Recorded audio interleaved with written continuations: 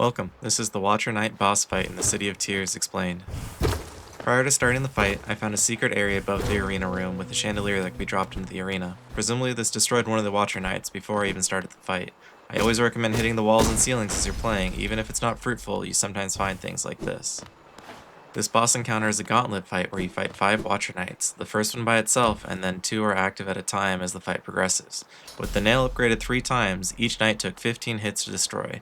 In general, I found the second knight spawned in as soon as the first knight was about to die, and then 2 were active until the end of the fight. You get introduced to most of the mechanics while fighting the initial Watcher Knight. The first mechanic is the floor roll.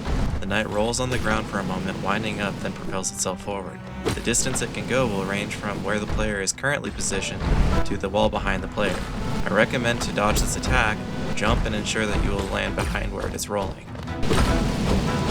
The next mechanic is the roll jump attack. The windup differs on this one to tell it apart from the floor roll.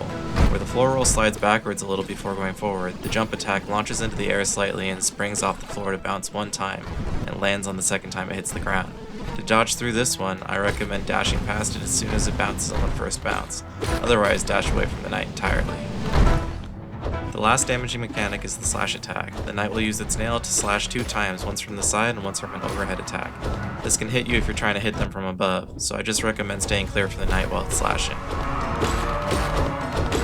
The last thing that the Watcher Knights can do is a positioning roll where it'll just roll backwards away from the player to set up for another mechanic.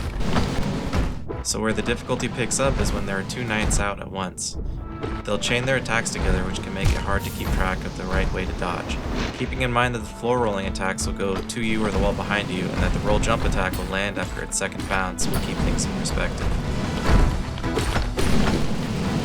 Don't get overwhelmed by having multiple attacks to track. What I found worked best for me was to focus on one of the knights at a time as best as I could. There are opportunities to hit each knight after every mechanic that they do. I found that I could comfortably get 2 hits in after every mechanic. Eventually they'll fall over.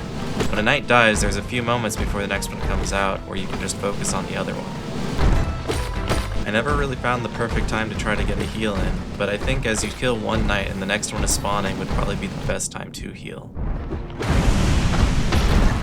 And that's the Watcher Knight boss fight in the City of Tears explained. I hope this helps, and thanks for watching.